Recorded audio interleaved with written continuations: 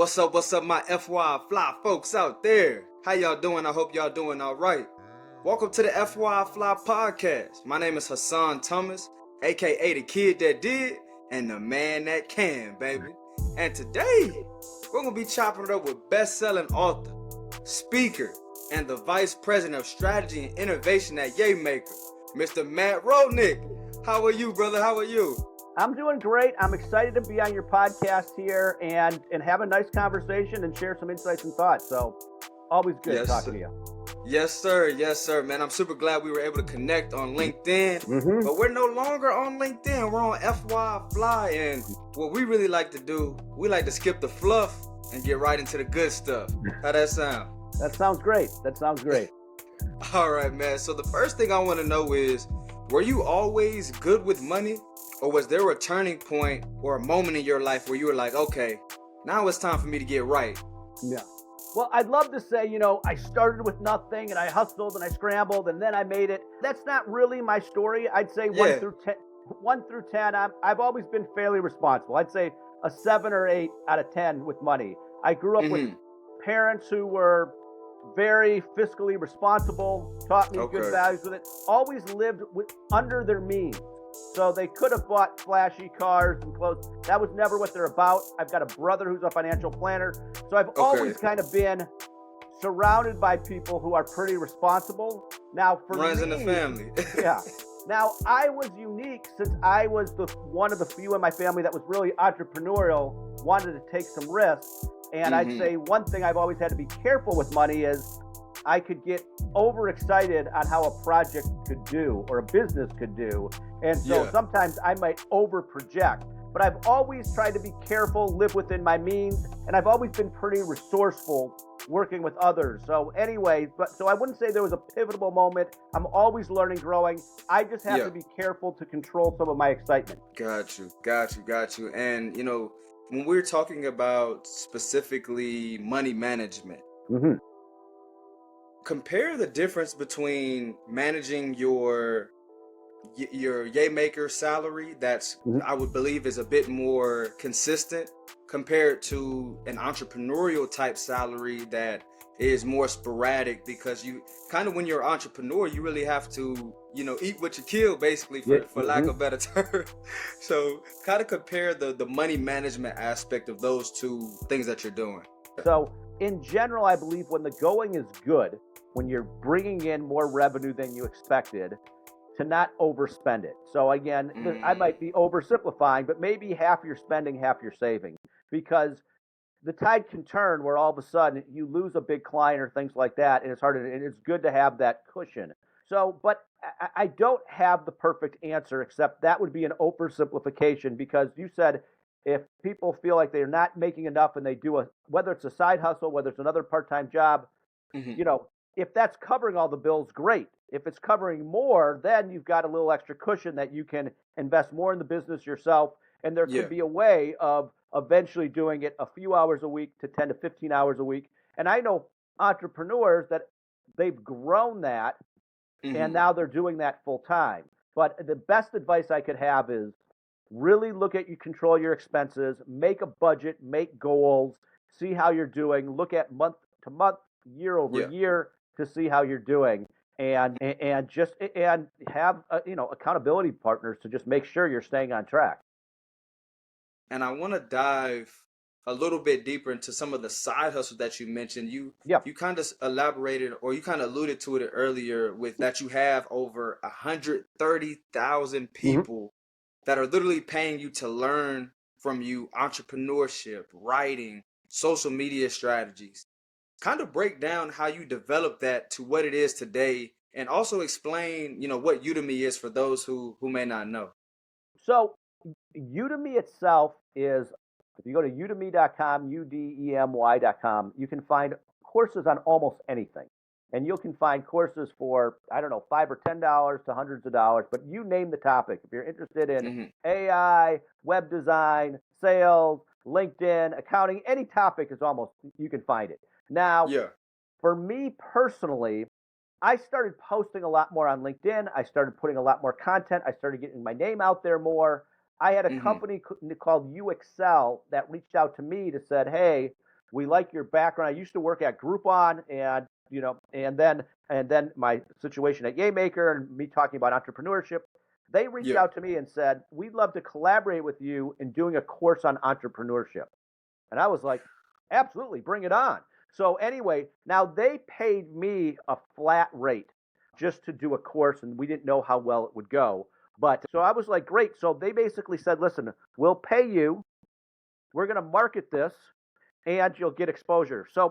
Um, so I would love to be able to make more. Like I didn't make nearly as much as I thought of potential. And I think there's a lot of the courses that they gave really aggressive discount codes. So if you go Mm-hmm. on, but but it was successful. Then they came back to me and said, "Hey, we like your writing. We want you to do a course on persuasive writing."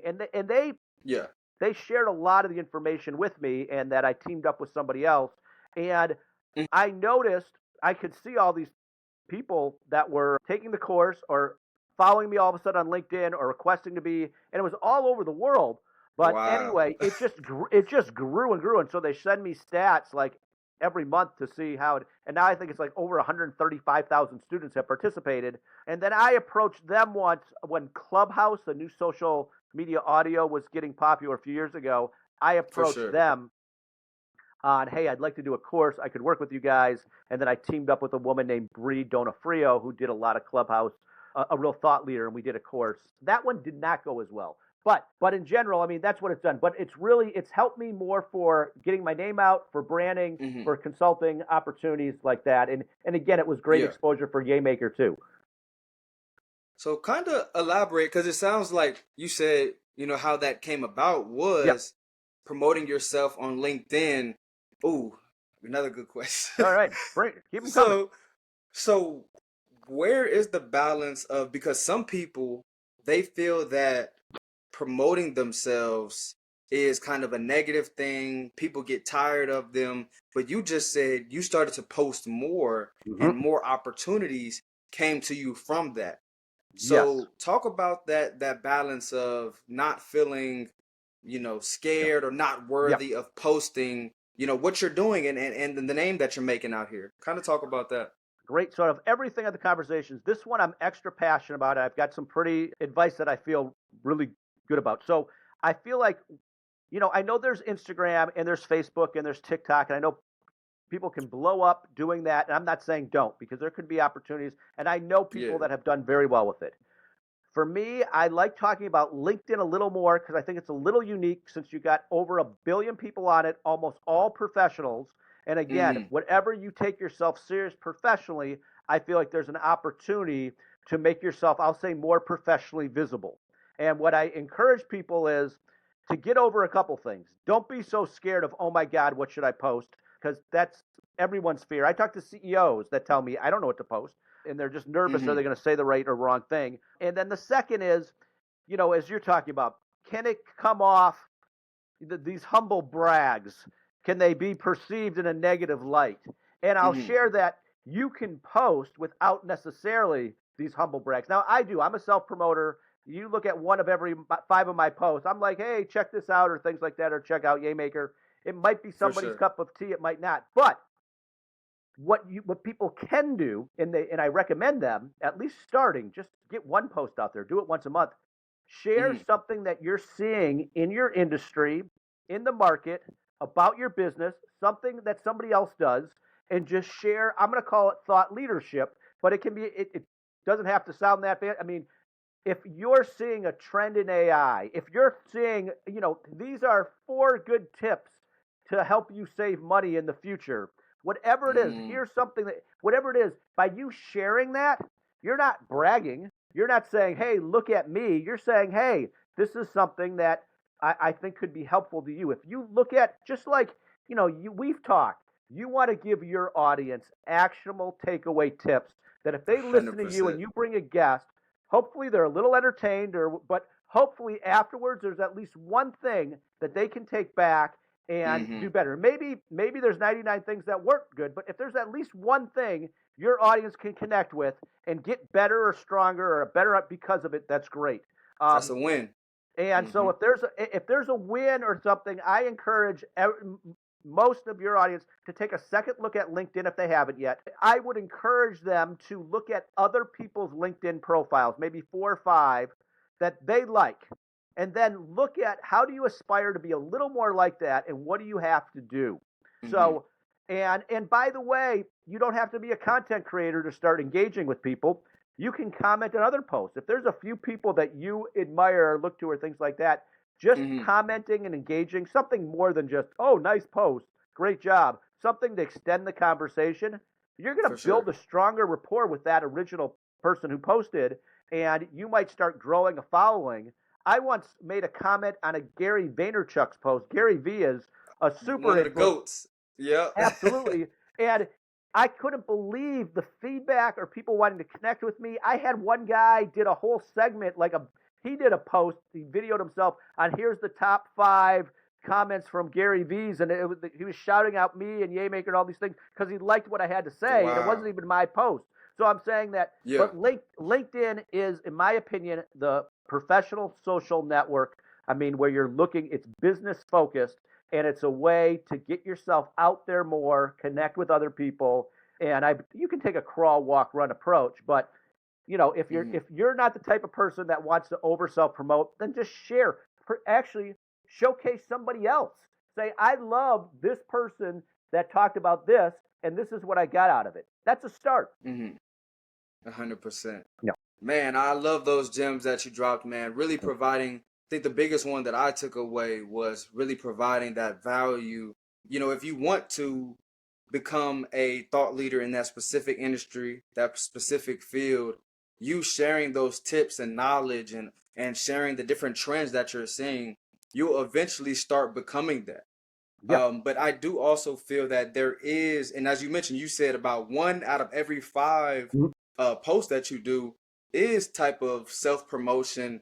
But then again, when you think about it, we have to take away the negative connotation around self-promotion, because if you're truly providing value to your audience and you're the one doing it, it's not a negative thing to, promote yourself, because you're the one that's providing that value. If you were to get, like, for example, I did a financial event, a financial workshop with the Urban League, which is a national nonprofit.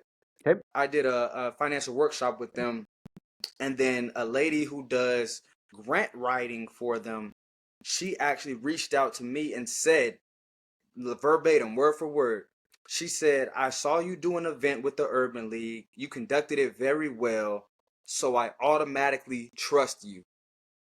Love it. I mean, love it. I mean, and that's what it's about. To me, that's what it's about. I feel like most people, most professionals, in some way, shape, or form, are selling something. I am not. You talk about being authentic. I have some of my own self-interest. You know what? I want companies to reach out and say, let's do a Yaymaker team building event. Matt, hey, can you speak to our group about LinkedIn or real estate in Chicagoland? I've got certain things. People who know me know that I want to grow that. But also, I'm still a firm believer. I want to still give back.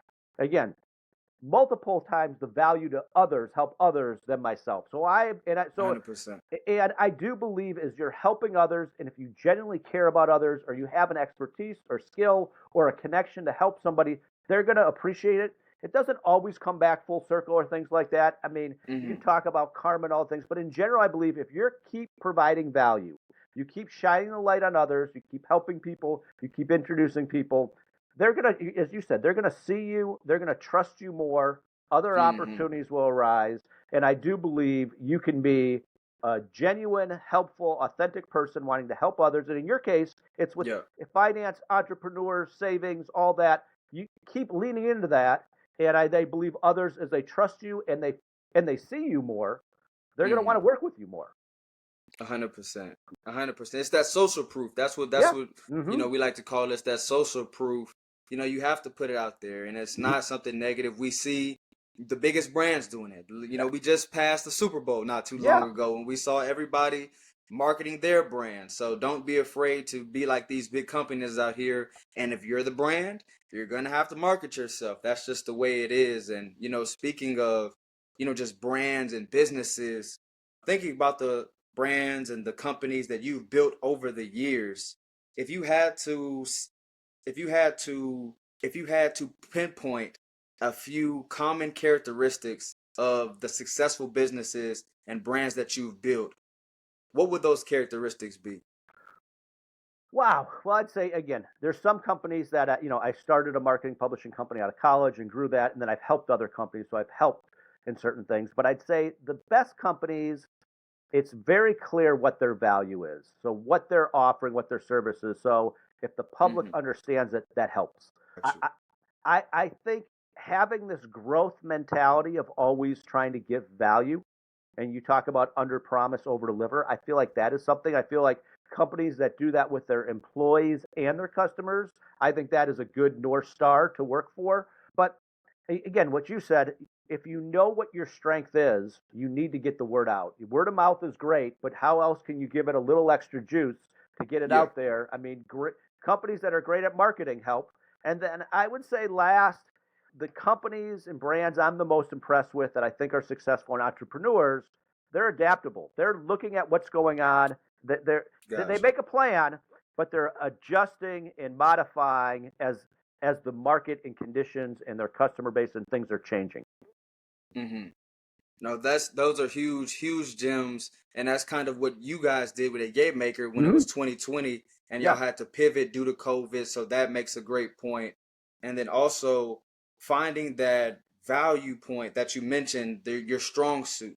If everyone knows, and that goes to people's point about being, jack of all trades, master of none. It sounds like you would rather a company be, hey, this is what we specialize in. Whenever you want, an event coordinating company for your employer, you come to Yaymaker. That's what we do.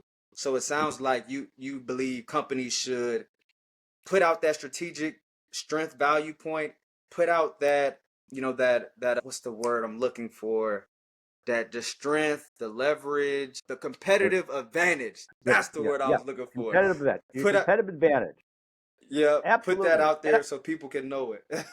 Yeah, and I'll share with you, it can even be more specific. I mean, I talk a lot broadly on Gaymaker team building events. We're best known for paint nights. And so we have literally hundreds of artists throughout the US and Canada that can Hmm. literally come into offices or restaurants or do it virtually. But we, like our CEO, is basically sharing as much as we love doing team building events and all these experiences and speaker, paint night is what we do especially well. So now we Yeah. have a company with two brands, and we're really leaning into that. But listening to his passion about that, I think, and again, you Hmm. talk about authenticity. Whoever's your CEO or leader, or if you're a founder of something, everybody wants to know what you're the most passionate about and what you believe in. And if you can clearly communicate that, Hmm. I feel like that is magic that people will follow. Giving people that overarching goal, something Mm-hmm. that's bigger than the CEO, but something that everybody can believe in, and having that Yep. message is huge, man. That is huge. 100%. 100%. So, Matt, we've definitely dropped a lot of gems, a lot of great game here today. I have one more question. We have our famous final question. I'm All going to right. say two quotes, and I need you to let me know which one is more accurate in your opinion, all Okay. right? All right. All, all right. So, the first one is more money, more problems. Shout out to Biggie Smalls. Yeah. And the second one is money can't buy happiness. Which one do you agree with most? Oh, I'm gonna go with the second one. Money. I don't believe money can bring you happiness. I remember listening to Jim Carrey said, "I wish everybody could make tens of millions of dollars." I'm paraphrasing this because then they Hmm. realize that that's not going to be happy because people are striving for that. I do think obviously money can help solve, you know, your general bills or your basic most important things. We just all want to have a good life, but Yeah. I think happiness to me is more about relationships. It's more about mindset, it's growth, it's health, Hmm. it's family. So definitely for me, I feel like happiness comes a little more from inside. I mean, money can help you um, kind of experience some of the things you want or have the things you want, but money's not going to Yeah. buy you happiness. It is going to be if you're realistic with yourself and who you are, who your goals are, and you strengthen those relationships. I think that's, to me, that's the most important. That's what's going to buy happiness. Man, I am in complete agreement with you, Matt. You know, we've connected on so many different things. I see so many points that we relate on, man, and I'm just so happy that we were able to do this. So thank you so much for joining the show. If you have any final words, any final takeaways for our listeners, go ahead and also let them know where they can connect with you at. Sure. So I guess final words are things like that. Everybody out there, in my opinion, I recommend trying to find a mentor of somebody that's doing something and not to be shy about it. Just to be like, hey, I'm interested in what you're doing. Would you mind once a month, once every 3 months, once a year, sharing with me, talking to me? A lot of people are open to that. I think a lot of people let relationships go. I mean, past coworkers, past business partners, colleagues, whatever. I'm a believer, keep once a year. So stay in touch with people. I just think that's so important and Yeah. undervalued because it's a smaller world than we realize. And then again, I would still want, I can't emphasize enough, if I've even slightly encouraged or inspired anybody, make that first LinkedIn post out there. Think Yes. about it. Get put your toe in the water and start. So that's what I'd say. If people want to reach out to me or find me, my book is called Find Your Yay on Amazon. So you can find this. You can find me on LinkedIn. So Matthew Rolnick. So I'm easy to find on LinkedIn. I love connecting with that. And then my email is mrolnick@yaymaker.com. So first initial, last name at yaymaker.com. Yes, sir. Yes, Yeah. sir. And again, we really do appreciate you, man. Like I said, you dropped a lot of gems. And if my listeners can take, like I said, we did drop a lot, but if you can take one, two, or three small gems that we dropped here and start implementing them in your daily habits, I promise there will be large results over time. So again, thank you so much, Matt, and all of our listeners. Y'all already know what time it is. We need you to stay safe, stay invested, and stay FYI fly. We'll see y'all next week. All right.